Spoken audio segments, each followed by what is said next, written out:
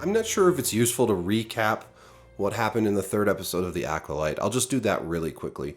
Basically, it's like a bottle episode, a flashback bottle episode. So we go back in time to when Osha and May were kids living on this isolated planet with a group of witches, a coven, if you will. Both their mothers are witches, and somehow they have immaculately conceived both these girls. We don't know how, but it's heavily implied that it was done using the Force in sort of what appears to be a very dark side way of conceiving. And the Force is treated differently by these witches. We see that they have Force powers, but they call it the thread, and they talk about how they're kind of like oppressed and not welcome in the rest of the galaxy, and so on and so forth. Osha has dreams of seeing the universe, seeing the galaxy. May wants to stick around and stay with their people. This could be an interesting topic to explore. Two twins who have very different views. They're very attached, but they have different views of how they want their lives to map out. Identical twins can have weird codependency things. In R. Scott Baker's second Apocalypse trilogy, the second trilogy of his Apocalypse books, there's some twins, and they have a really interesting relationship, and you could do something with that, like that. But anyways, that's very obscure. I doubt very many people have read his books. And the Jedi show up. They've been spying on the witches. They want to... It's weird because they want to test the girls to see if they're Force sensitive and then potentially take them with them. But really the Jedi, as far as I know, and I could be wrong here, but as far as I know, the Jedi don't actually take children. They ask if they can take children. And so that would be very strange for them just to take them. The girls decide they're going to lie. They're going to pretend they don't have any Force powers. But Osha is convinced not to lie. And she wants to leave. She wants to go be a Jedi. I'm not sure how she ever really learned about the Jedi, since they're so isolated and they're kept so, in the dark about the rest of the galaxy. But whatever. May gets really upset by this and says she's going to kill Osha, and she sets fire to the book that they have, and that sets fire to the room. And then, Osha manages to escape, and May seems to fall to her death, and Soul, the Jedi Master Soul, takes Osha and runs to safety with her. As they're passing through this, I had to kind of watch a second time, but as they're passing through the witch cave or whatever it is, there's a lot of bodies of the witches laying on the ground, and it doesn't appear like they've burned. So clearly something else happened to them, and I guess we're meant to assume that the Jedi did it. Now, is that what really happened? Is that just what May thinks happens? They're just making us think that that's what happens? I don't know. I mean, I guess we could theorize that maybe there was actually a falling out between the witches and they killed each other, or that maybe some other entity came in and killed the witches, or that one of the witches maybe happens to also be this Sith Lord that we see later on, and that witch killed the rest of the witches. Either way, I don't think it was the Jedi, because I think even though this show is making the Jedi out to be more complex or more gray, like so many new Star Wars things do, I think that they would not just kill a bunch of innocent women.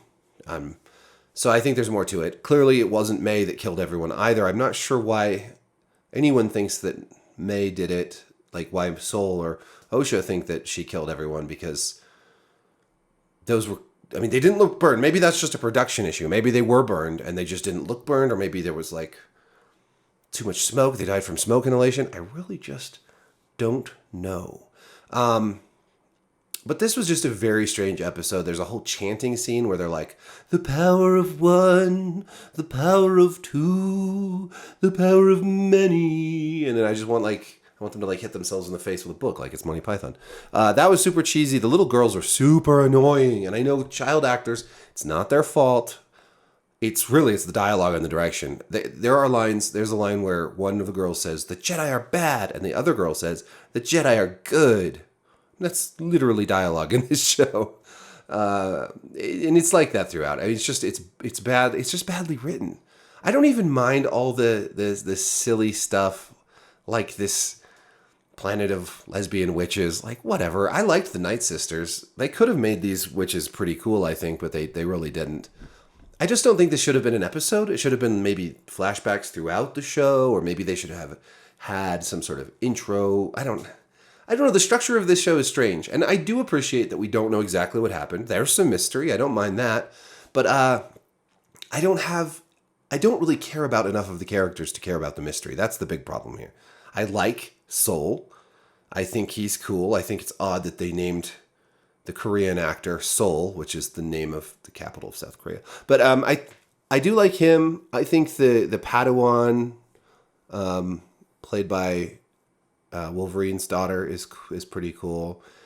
I don't like most of the other characters though. I really don't. I like the Wookiee. I like the Wookiee Jedi. I wonder what's going to happen to him.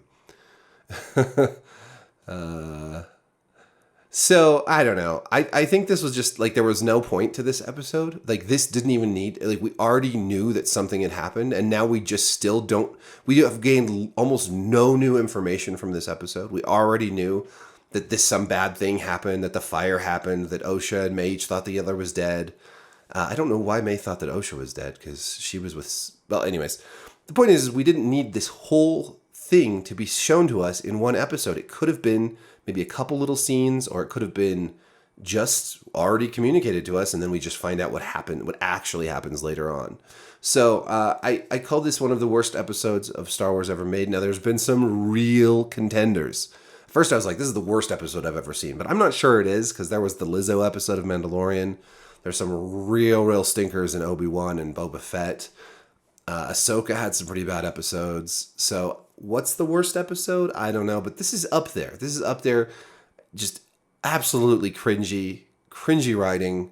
The setup is just goofy as hell. It just is so on the nose. Everything's so on the nose. Nothing feels natural. And I know I'm watching Andor again. I'm rewatching Andor with my brother who'd never seen it before. So we're almost through that. And just, last night we watched the prison arc, all three episodes of the prison arc. And it was like, that speech that Luthen, right? That Stellan Skarsgård gives about what he's sacrificed. And that's just so powerful. And then the rebellion in the prison, and, Kylo Moy, is that Kylo? I get the name. The names are all so funky. How he leads the charge, he gets to the top one way out and then he can't swim. I mean, it's just, there's so many little things in every detail of that show that are just so good. The dialogue is so, I could just sit around listening to Mon Mothma talk in her apartment, it's fantastic. Every little detail, every little line of dialogue is so perfect. And then you go and watch this afterwards and it's like, oh geez, it's just not even the same galaxy, man. So I don't know. I mean, overall, like, am I making too much out of this? I think it's just really disappointing. I'm disappointed that I have to keep being so disappointed with Star Wars. Like, I'd like it to be good. And I'm not even, like, a lot of people are like, oh, this woke, forced diversity.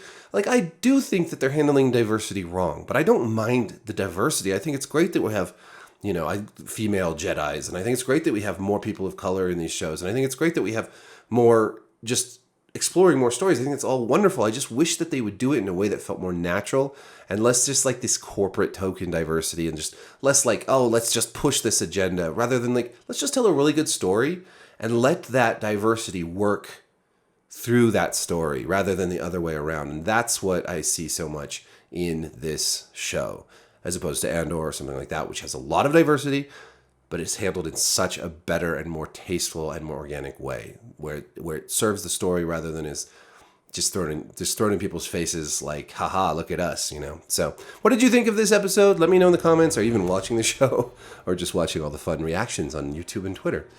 Thanks for watching. Be sure to like, subscribe, hit the notification bell. Peace.